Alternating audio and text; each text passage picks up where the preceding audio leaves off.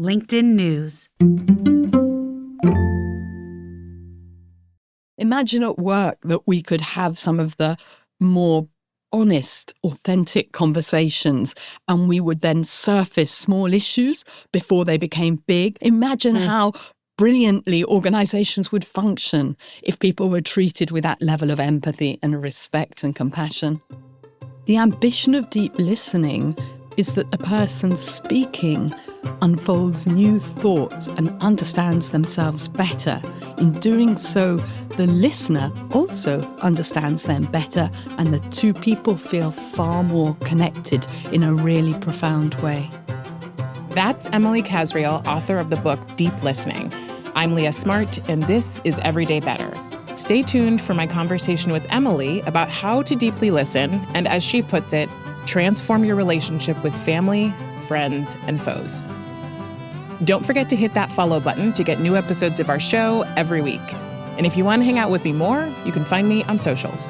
Finally, if you like this conversation, I have a favor to ask. Leave us a review wherever you're listening so we can keep bringing you more conversations that you love. It means the world to us and tells us that what we're doing brings you value.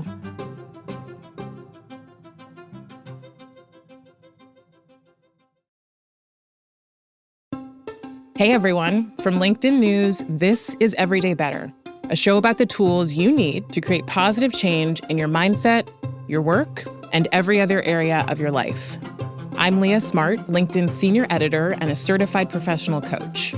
I help people become better versions of themselves one day at a time. And every week, I sit down with a trusted voice, so together we can explore how to take small steps toward big changes, the kind we plan for, strive toward, or never saw coming. A quick note before my conversation with Emily. The new year is coming up, and it's right around the corner, which is unbelievable. And our team is working really hard to bring you some exciting new episodes and some new formats to start the year off. So in the lead up to that, and with the holidays coming up, we are going to slow down a bit to get more intentional. Now, we're not going anywhere, but in November and December, we're going to be releasing episodes every other week. So if you notice a change, that's what's going on. All right, that's the end of my PSA, and on to my sit down with Emily Kasriel. Emily is an award-winning journalist, an editor, and a media executive formerly at the BBC. She's also an executive coach and a scholar. And today, we're going to talk with her about a topic she has spent years researching: deep listening. So first of all, what is it? Well, simply put, deep listening is going to help you engage more meaningfully and truly understand other people. Now, I want you to pause and think about the way that you listen now. If you're like me, most of the time, you're listening to respond or to get things done. I liken it to feeling like a game of ping pong, where when I think of deep listening, it's a game of tennis. There's a little bit more space to actually grasp what you're hearing and respond appropriately. And I'm going to tell you that as an executive coach myself and someone who takes all of my relationships quite seriously, it has changed my life when I use it. Now, Emily came up with an 8-step framework around deep listening that I'm going to share with you here. First is create space. Second is listen to yourself first. Third is be present. Then be curious. Hold the gaze. Then hold the silence. Reflect back. And last, go deeper. Now, this kind of listening is not meant for every conversation, and I'm going to tell you right now, if you try it, you will be exhausted, and nobody has time for that. But it becomes super useful when there's friction or differing perspectives that we need to get past, but don't really know how. Or maybe you've made attempts at having a tough conversation, which happens all the time at work, but you end up just talking past the other person because both of you are trying to get your own piece in. So Emily's going to share how we can use deep listening to get past the surface level and truly understand each other. Here's my conversation with Emily. So define for us, what is deep listening? What does it look like? Shall I start with step one? Yes. Which is about creating the space. If a conversation is important, for example, and you're in an open plan office, even with a glass door, and you want to find out why a colleague is, perpetually got an issue with timekeeping, not such a good idea. Got to go somewhere where they feel safe so that they feel psychologically safe, and what's safe for them might not be for you. Going out for a walk is fantastic, even better in nature, even better with a bit of water. Teenagers, great to be in the car side by side. Creating the space is about psychological safety, but it's also about the sound. So in this room is a good sound because we've got wood, which is fantastic. Materials, glass, metal, noisy canteen, not so good because people are straining to hear. Or you get sharp overhead blue-white lighting in a lot of institutional, doesn't make us feel relaxed. And even more, how can we make the person feel cherished? So I spent time with Japanese tea ceremony practitioners who do everything. So the very vessel, they will move around so that the angle of the most beautiful image is facing you. Or they'll find a fresh bamboo leaf and place it on the water or buy you a special treat. What can you do so that your partner feels cherished? Or if you're wanting to talk to your kid, surrounded by their toys in their bedroom or even under their bed, one woman told me when her kid had an impossible time at school, hiding under the bed, wouldn't tell her why. She got under the bed to be with her kid and really listened to them. Step 2 is about listening to yourself first. So you can't really be in a place to listen to somebody else if you have all these shadows going crazy in your own mind and we try and repress them. But if we take the time to listen to ourselves first, for example, I was talking to a colleague of mine who's a chair of a regional UK energy company, a small one. And on his board is somebody who is an accountant, and he desperately needed the expertise of this guy. But he felt he wasn't able to tap in because every time he tried to listen to him, he felt the guy was talking down at him. And as he was discussing this with me, his eyes looked up top right. He was silent. And then suddenly they lit up. And he realized that that man reminded him of his bullying older brother. And when he realized this and understood what was really going on, he was able to have a greater degree of acceptance and then able to establish a collaborative relationship with this individual, which was so transformational. Not best buddies, but he was able to work with him and draw out the insights he needed to work effectively.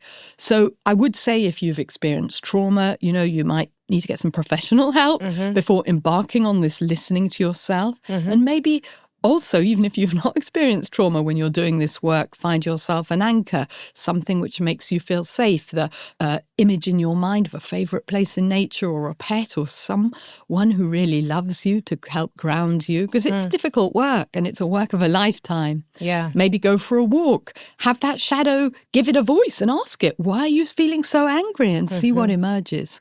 Well, this step could be like the step of a lifetime, right? Yeah, absolutely. It is oftentimes our life's work is to work through these things.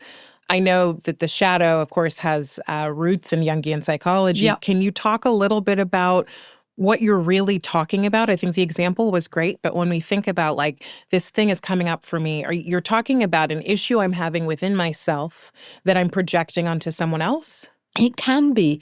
We often, let's say, if we fear being judgmental, but we don't want to acknowledge it, we will hate another individual because they are judgmental. It's the stuff that we don't want to acknowledge on ourselves, we project onto the other person. So that's part of it.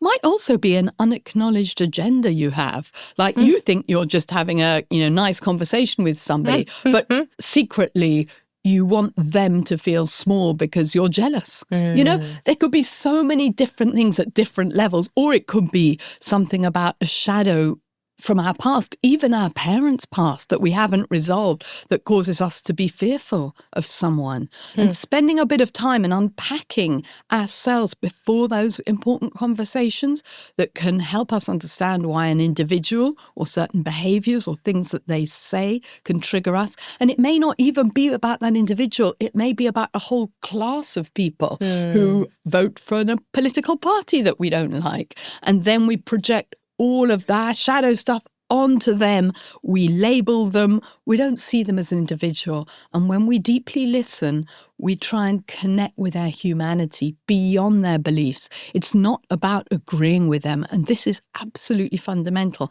So many people fear that listening signals agreement. And once we can allow ourselves to let go of that, then suddenly all sorts of things become possible, because we can have a profound understanding without any fear that we need to agree. But in doing so, we might end up having a more complicated idea in our mind and accept that two different narratives might both be possible. That's a really powerful point. Can you tell me about the other steps? Because I want to hear those before we talk about where this is applicable and where you'd say not necessary. Yeah. So step 3 is about being present. And this is so fundamental to deep listening, because so often when we're talking with people, we're just looking at our phone, worrying whether we're going to be home in time to pick up the kids from school or see the big game. We're not really there. We're distracted both by the phone, external distractions, but also stuff goes on in our own mind. And I think before having one of these difficult conversations or important conversations, taking even a minute, even a few seconds to take an in-breath and an out-breath and become centered in order to be open and present, because the person knows it. I mean, have you ever at home been on a Teams or at work, a Teams or Zoom call, and at the same time, you've got your phone underneath, out of camera shot, checking stuff? Yeah. Hey, my hand's up too. Have, right. We all have, yeah? We go through the motions of listening. The person might not know we're on our phone, but they feel it. Yeah. They feel it in every pore of their body because we're not present. And a lot of people say to me, I don't have time to deeply listen. But even in the small moments we have, we can bring presence to conversation. And I think that's so important. And step 4 is about curiosity. Curiosity is the acceptance that we don't already know what's going on with the other person, what's in their mind, particularly to people we're most intimate with. We've heard it all before. Our kid comes home from school. Oh, the teacher was horrible to me yet again. And you know, oh God, same old story. Yeah, I've heard that before. Yeah, oh really? I'm so sorry to hear that. I'm sure it wasn't that bad. You know, we're both playing a part in a script. Right. It's not authentic. Replaying it over and over again. Over and over again. Oh God, I would feel stuck, yeah? When we deeply listen, we can be curious and instead reflect. Sounds like you had a pretty horrible time at school. And they say, yeah, the teacher really horrible to me and it's just not fair and she's treating me worse. And when you're reflecting back, you're not saying you agree. You say, so I'm hearing you say that for you it felt that she was really just picking on you. Notice the way I said that you felt, not as if it's fact. And they'll say, well, I suppose they also did pick on, you know, on Jake as well, you know, because they feel heard. And suddenly you're having a real conversation, not sort of that scripted. Right. And curiosity, because kids or adults, whoever we're listening to, tell us more, allows us then to develop that empathy and even perhaps respect. And respect for them as a person, not necessarily for their perspective. And step 5 is the gaze. Right. Actually, face-to-face, not ideal. Face-to-face usually means you want to kiss somebody or you want to kill them. So it's not ideal if you want to have a really constructive conversation. 60 degrees, there's a lot of research, is really fantastic. Unless you're talking to a First Nation elder or somebody's on the spectrum, you know, holding the gaze as a listener and as a warm, empathetic gaze. So that's the sort of gaze we're talking about. And then step 6 is silence. And hold the silence. A lot of people are very reluctant about silence because of that lack of time, or they say it's awkward. Actually, it's often the listener who finds it awkward. The speaker doesn't. And when I've trained people, you know, in hundreds of countries all over the world, from boardrooms to conflict zones, I often find that they tell me when they're practicing that silence is something they find the most challenging. It's awkward, they tell me. But when I return to them, they say this has made the most difference to their lives, this pause. Because in a pause, somebody can think more deeply. And also you, as the listener, have time to make sense of what the speaker has said. Allows us to reflect in order to reflect back. Many listeners to this show might have been on active listening courses where they learn to paraphrase, reflect back. It's performative. The speaker knows it's performative. Totally. Reflecting back with deep listening is a very different thing. It means using the whole of you to make sense of what the speaker has said.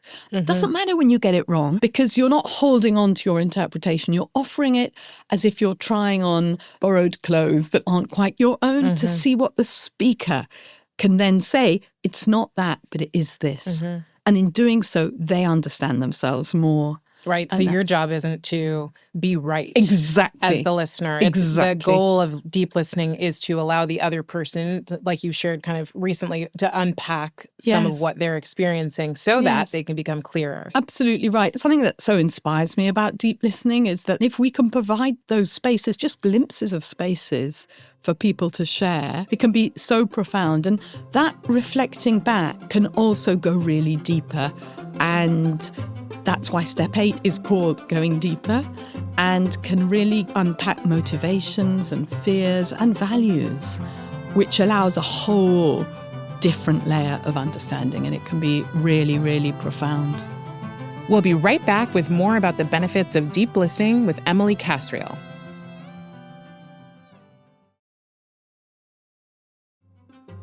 And we're back with Emily Kasriel, author of the book Deep Listening: Transform Your Relationship with Your Family, Friends, and Foes.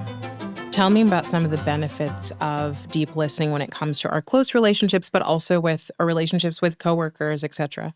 There's so many benefits, and more research is currently being done into the benefits. So, for example, we recruited 1,000 people in 100 countries, and academics set up a control group, and they found that individuals who practice deep listening not only felt more connected, not only felt that they were able to be more open and express themselves and more understood, they were also able to re-examine their own attitudes. So when people feel heard, other research demonstrates they dial down what's called their attitude extremity. And that's why it can be so fantastic listening to other people. And you must listen open-mindedly without that in mind. But at the same time, they are more likely to be in a position to listen to you after they feel heard. Because when we feel heard, we're able to drop our defenses. We're able to feel less stress, less cortisol rushing around our body. We're able to, using the terminology created by the late Nobel Prize-winning psychologist economist Daniel Kahneman, move from the systems one automatic kind of reptilian brain thinking to the much more considered prefrontal cortex sort of mind, when we can understand many different perspectives at the same time. And so getting into that place of engagement is so beneficial to our relationships which are most intimate to us, to relationships with colleagues at work. And there's a lot of evidence that organizations and corporations which practice good listening not only increase the mental health of everybody there, they also decrease the number of sexual harassment questions. Also, leaders are felt to be more respected. The efficiency and productivity increase. Workers feel more loyal and motivated. You know, and we all know you don't leave a work, you leave a boss. You leave your manager. Yeah, right? You leave your manager. So there's so many benefits. And what's exciting is, as I lay out in my book, these 8 steps, it's something that we can all learn to do better, because I believe that we're all in the process of becoming, as Carl Rogers said, who's a psychologist who I've drawn on very heavily in my work. You know, we're not fixed and to be the person that we were last year, last month, or last night. And it feels so exciting that through deeply listening, we can allow the person to have new thoughts and go off script, but we can also progress in our ability to listen. And the other reason that's really motivating for me is that we live at a time of such polarization, and we know that people who are more likely to be all online are less likely to be able to listen, are more worried about listening, and also to feel more unheard. And people get sucked into extreme perspectives in that situation. We can all do more to listen to people who think differently to us in order to connect with their humanity. Well, I'm curious, you know, you've mentioned the idea that deep listening is important, and you've also talked about a poll that cites that we are not as good at listening as we used to be. Can you talk to me a little bit about, like, what's changed for us and why is it so important for us to have this as a skill? I think there's so many pressures on people's lives. People are trying to juggle so many plates. And there's the feeling that we need to be efficient. And that's one of the biggest barriers to listening, the feeling that we don't have time. And then coupled with that is the feeling that we need to be in charge. We need to control a situation. And when we really listen, when we deeply listen, we are surrendering control to the speaker. And that can feel very challenging, particularly when we disagree and we're 100% sure we are right. Because we are. Because we are. And it feels like a categorical imperative. It feels like we need to express ourselves.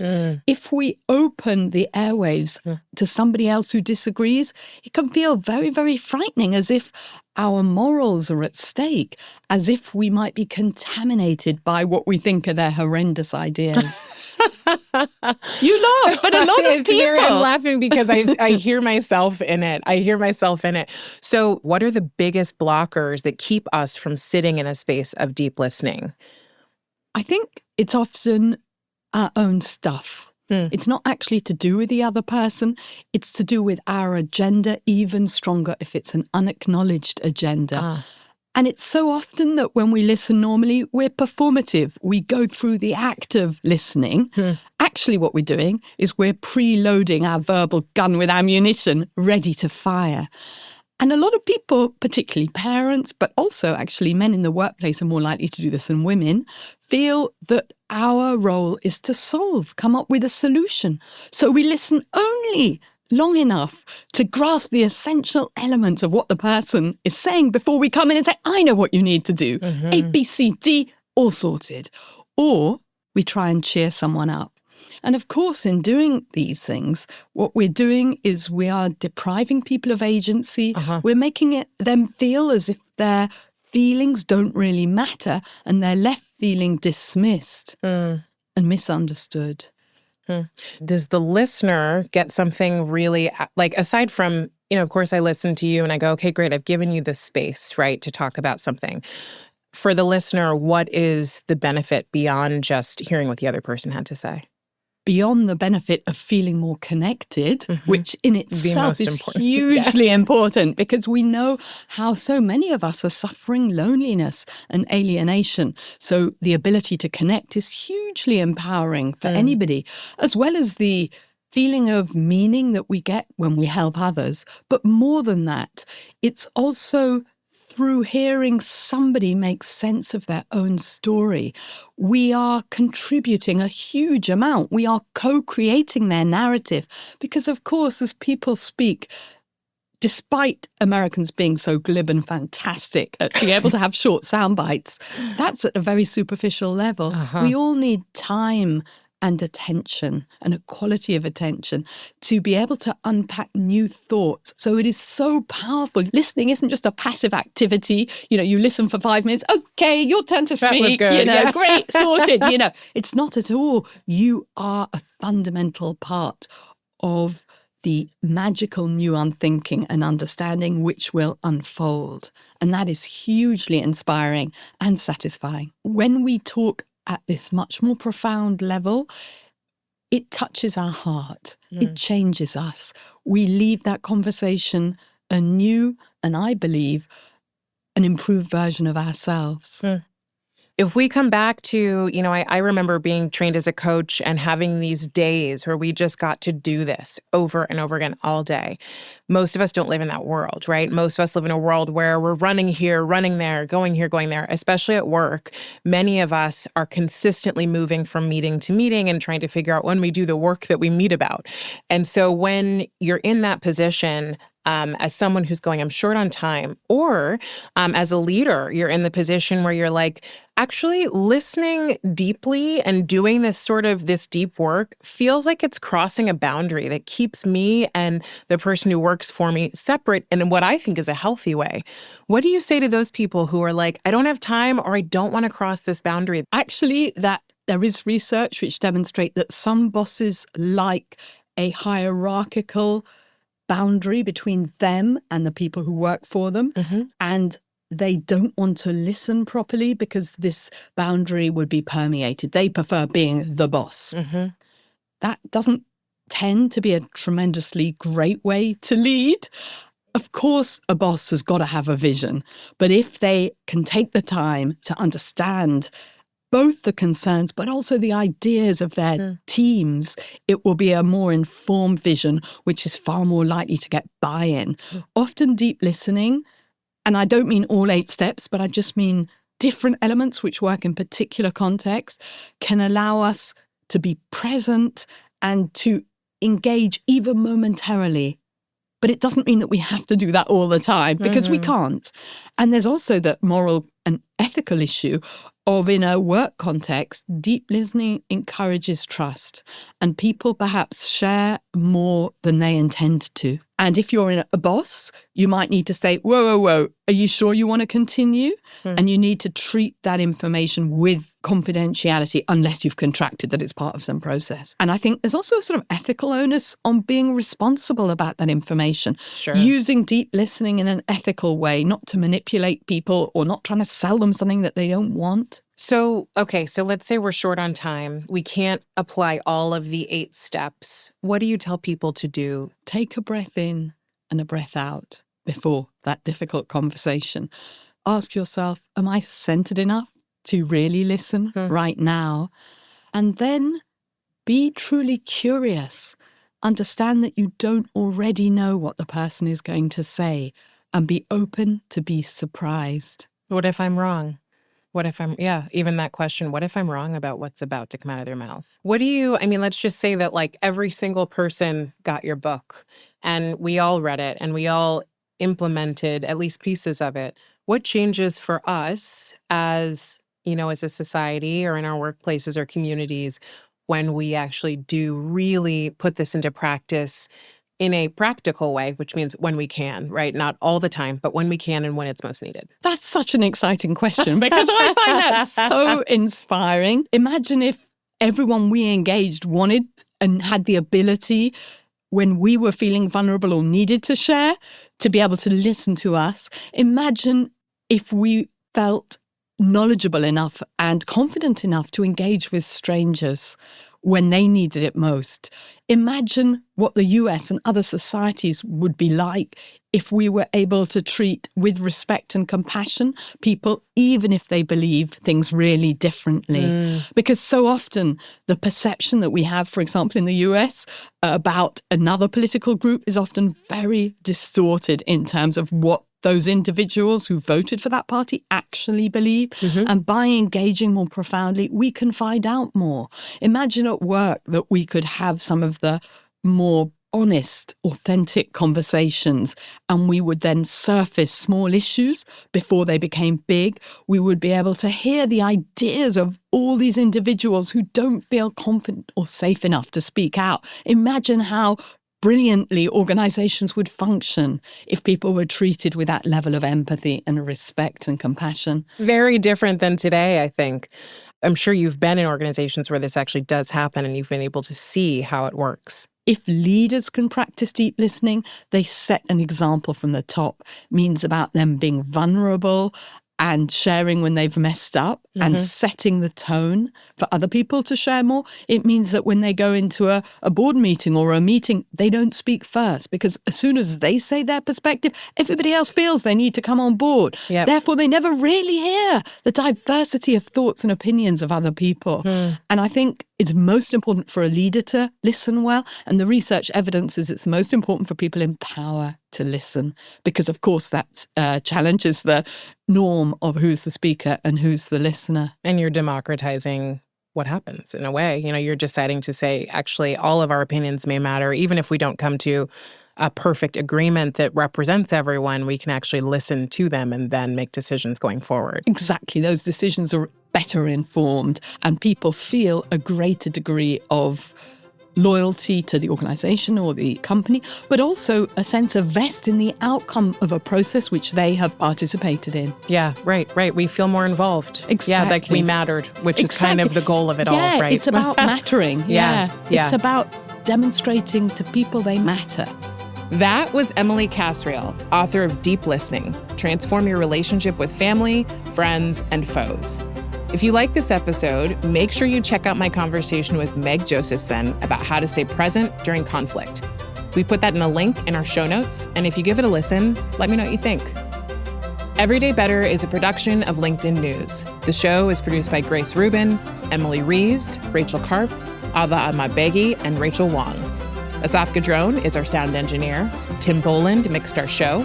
We get additional support from Alex Kutsnietsova and Mujib Merdad. Sarah Storm is our senior producer. Dave Pond is head of production and creative operations. Maya Pope-Chappelle is director of content and audience development. Courtney Koop is head of original programming. Dan Roth is LinkedIn's editor-in-chief and vice president of content development. And I'm Leah Smart. Thanks for coming with me, and I'll see you next time.